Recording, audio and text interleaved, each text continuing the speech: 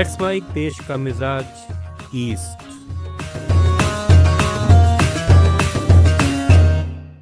ये है let's mic modern radio और आप सुन रहे हैं पूर्वी भारत की खबरें। चुनाव आयोग ने पश्चिम बंगाल में चुनाव के दौरान गंभीर दुर्व्यवहार के लिए 5 पुलिस अधिकारियों को निलंबित करने का आदेश दिया है।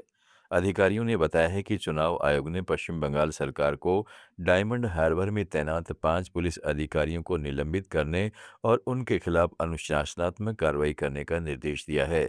इन अधिकारियों पर विधानसभा चुनाव के दौरान निष्पक्षता बनाए रखने में कथित तौर पर विफल रहने और गंभीर दुर्व्यवहार का आरोप है।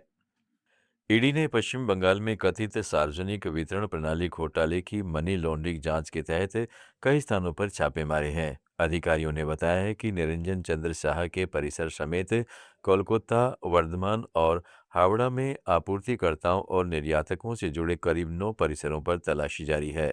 केंद्रीय एजेंसी द्वारा इस मामले में पहले भी छापेमारी की गई है।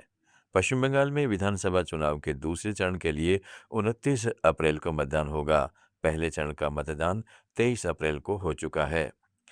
इस बीच टीएमसी नेता कुणाल घोष ने कोलकाता में कहा है कि पहले चरण के मतदान में भाजपा की कमर टूट गई है, भाजपा हार गई है।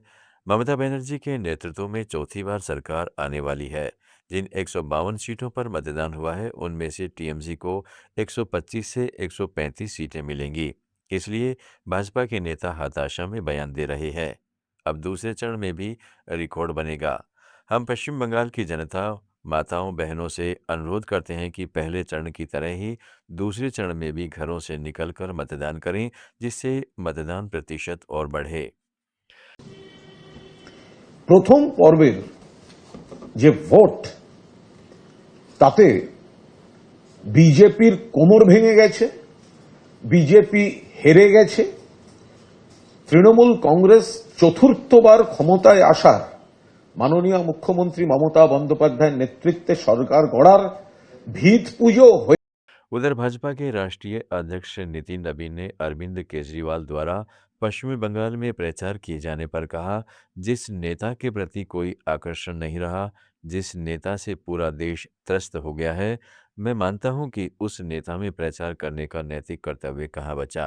अभी तो और खेला होगा, डूबती नैया पर कौन सवार होगा। पहले आप डूबी, अब टीएमसी डूबेगी। विपक्ष समाप्ति के दौर पर है। अब जिस नेता के प्रति कोई अब आकर्षण नहीं रहा, जिस नेता के करप्शन से पूरा देश त्रस्त हो गया, मैं मानता हूं उस नेता को अब प्रचार करने का नैतिक अधिकार कहां बचा। और अभी तो और खेला होगा। केजरीवाल ने जिस प्रकार से पटना में पूर्व मुख्यमंत्री और राज्यसभा सांसद नीतीश कुमार की सीएम सम्राट चौधरी से मुलाकात हुई। मुख्यमंत्री आवास पर नीतीश कुमार, सम्राट चौधरी और ललन सिंह के बीच करीब 20 मिनट तक बातचीत हुई। हालांकि आधिकारिक तौर पर इसे एक शिष्टाचार मुलाकात कहा जा रहा है, लेकिन सूत्रों के अनुसार इस दौरान नई सरकार के मंत्रिपरिषद विस्तार की रूपरेखा पर चर्चा हुई है। बिहार की नई सम्राट चौधरी सरकार ने राज्य के 11 शहरों में नए सैटेलाइट टाउन बनाने की घोषणा की है। चौधरी सरकार की पहली कैबिनेट बैठक में इस प्रस्ताव को मंजूरी दी गई। इस प्रस्ताव के तहत 11 शहरों में दिल्ली, नोएडा, मुंबई, चंडीगढ़ की तर्ज पर प्लान कॉलोनियां बसाई जाएंगी।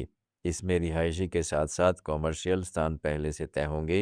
हरियाली के लिए बीच बीच में पार्क भी होंगे। सड़कें चौड़ी होंगी, सड़कों के किनारे पेड़ लगाए जाएंगे, डिवाइडर, चौराहे जैसी व्यवस्था भी होगी। ओडिशा विधानसभा में भारतीय लोकतंत्र में महिलाओं की भूमिका पर चर्चा के लिए 30 अप्रैल को एक विशेष सत्र आयोजित किया जाएगा।